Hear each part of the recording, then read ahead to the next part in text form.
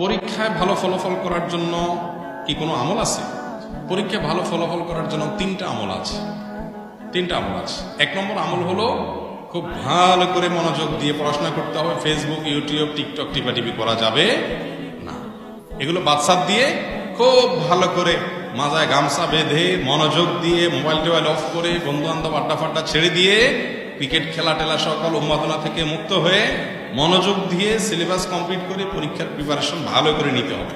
এক নম্বর আমল হয়ে গেল। 2 নম্বর আমল হলো এসব করার পর মেন্টাল যে প্রেশার হয় সেটা থেকে নিজেকে মুক্ত করার জন্য আল্লাহর উপরে ভরসা করতে হবে, আল্লাহর উপরে ছেড়ে দিতে হবে যে আমার চেষ্টা করার করছি, এবার ফলাফল যা নসিব আছে সেটা আসবে, আল্লাহ ভরসা, বাস। এত টেনশনও কিচ্ছু নেই।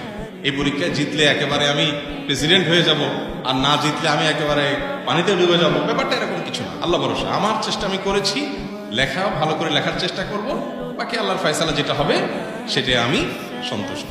নির্ভর থাকা, তাওয়াক্কুল। আল্লাহ বলেছেন যে ব্যক্তি আল্লাহর উপর ভরসা করে সে তার জন্য তিনি যথেষ্ট হয়ে যান। তাহলে 2 নম্বর আমল তাওয়াক্কুল আল্লাহ।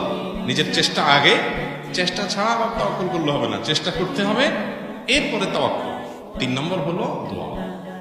দোয়া করতে হবে আল্লাহর কাছে নিজে, যে আল্লাহ আপনি আমার জন্য পরীক্ষা সহজ করে দিন, তাহলে ইনশাআল্লাহ আল্লাহ তাআলা সহজ করবেন। অনেক সময় দেখা যায় অনেকে প্রসেস জানতে চান, কিভাবে লিখলে সুবিধা হবে। বিসমিল্লাহ বলে লিখবেন, ডান পাশ থেকে লেখা শুরু করবেন, এবং পরীক্ষার যে কৌশলগুলো আছে, তুলনামূলক যে প্রশ্ন উত্তর ভালো করে ওটা আগে উত্তর দেওয়া শুরু করবেন।